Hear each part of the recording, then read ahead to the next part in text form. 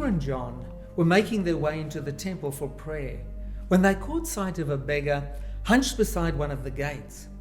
As they passed by, the man asked them if they had any change they could spare. Peter paused and asked the man to look at him. The beggar gladly complied, eagerly hoping that Peter had something to give him. Well, as it turned out, Peter did have something to offer him, but it was something the beggar hadn't dared to even imagine.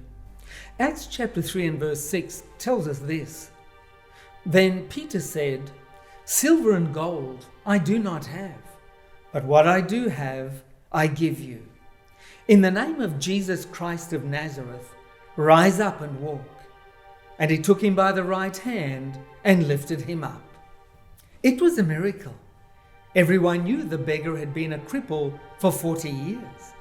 And when he began to leap about praising God with a loud voice, the crowds of people milling around the temple court all began to flock around Peter and John. Peter seized the opportunity and preached a sermon which led to the conversion of 5,000 men. The temple authorities were less than pleased and sent a dispatch of soldiers to see what the commotion was all about. The guards brought Peter and John before the council. Rulers, elders, scribes, including the high priest himself.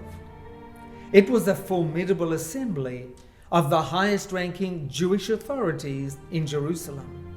In fact, these were the same men that Jesus had faced at trial a little more than 40 days before. If Peter and John were nervous, the Bible doesn't tell us about it. Instead, it details the boldness and courage of the two men as they answered the charges of the Jewish leaders. They were told not to preach in the name of Jesus, but Peter and John answered, "Whether it is right in the sight of God to listen to you more than to God, you judge. For we cannot but speak the things which we have seen and heard." The rulers and chief priests threatened them and then let them go. Now, it would have been easy to swagger out of there and continue their victorious campaign on behalf of the gospel. But instead, Peter and John sought out their fellow believers, told them the whole story, and then they all got together and prayed. One of the highlights of their prayer is recorded in Acts chapter 4 and verse 29, where they say this, "Now, Lord, look on their threats and grant to your servants that with all boldness they may speak your word." It would have been easy for Peter and John to feel like they were invincible. They had just healed a man who had been crippled for 40 years, and then stood their ground before the very men who had killed Jesus.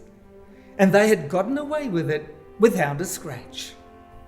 It would have been easy to feel self-confident, but instead they went home, gathered their friends, and prayed. They prayed for God's intervention, and they prayed for God to grant them courage.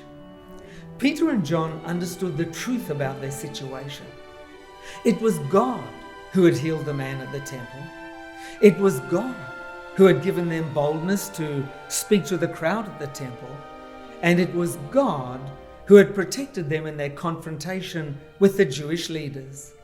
And because they recognized their dependence on God for all things, they went home and prayed. They prayed for God to give them courage for the next encounter, because they knew that without Him, they wouldn't be able to stand. How often do you ask God to help you as you tick off your daily to-do list? How often do you pause and ask God for strength and courage and guidance?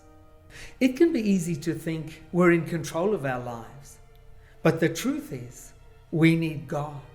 And the good news is He is only a prayer away. We can always talk to Him, always call on Him in every situation we face. We are never alone, and it's in our best interest to be like Peter and John and the other early Christians.